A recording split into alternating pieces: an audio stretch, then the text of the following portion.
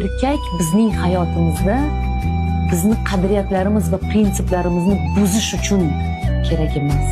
Bizning qadriyatlarimiz va prinsiplarimizdan voz kechishimiz uchun kerak emas.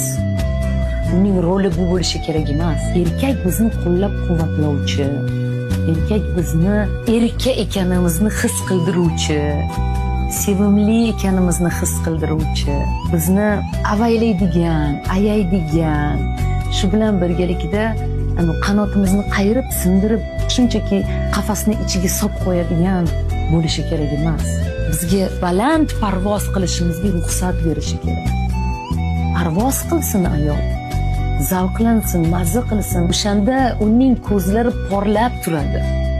O'shanda u yonadi ich-ichidan. Energiyasi milliard bo'ladi bunday ayolni.